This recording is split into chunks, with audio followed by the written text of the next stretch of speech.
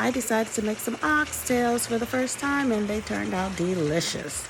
I added all my veggies in, veggies to your tasting. I added the seasoning to my tasting. I love Cajun seasoning, garlic powder, onion powder, salt, pepper, things like that. Put them in the skillet. A lot of people use a cast iron skillet. I just use a regular skillet. Seared them with some brown sugar, some soy sauce, and Worcestershire sauce.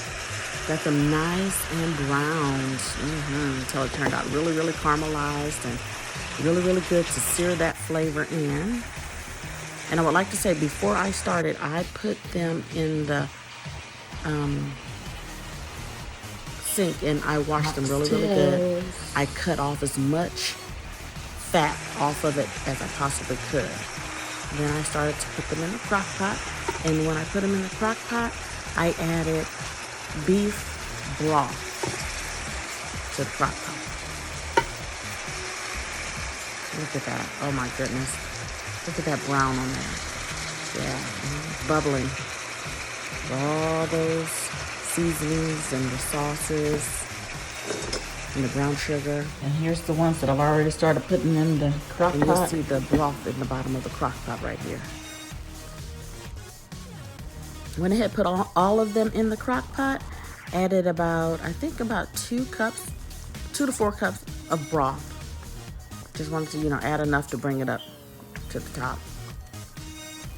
And I just let them cook. This right here, I'm just, making sure they're all pushed down into the broth. Showing you, just how yummy they looked and how tender they were. I poured all the veggies in with it that were, left over after frying it. Put a couple more onions in there and just let it go. I cooked this with some rice on the side.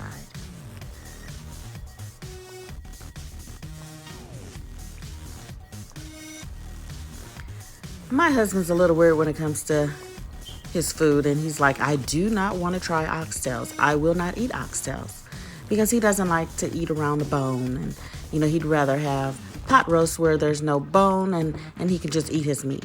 Well, I cooked them anyway, and I told them they were bone-in tenderloins. I've never even heard of bone-in tenderloins, but that's what I said, bone-in tenderloins. And he was like, wow, bone-in tenderloins? Never heard of it, but okay. So he tried it and he loved it. He thought they were excellent. But one thing he kept complaining about was, they're good, but I don't like eating around that bone. He said, I just wish they didn't have bones. So if I ever cook them again, I will take the time and cut all the meat off of those bones for him, just so he can enjoy his food without having to pick it up and nibble off of a bone. But, some people like to just grab it and nibble off a bone, but he didn't. But they were delicious, he said. I cooked these on high on my crock pot, the high setting, for the 4-hour. I wanted to make sure, even after I seared them real good, that they had a long time to cook so they can get nice and tender and be complete.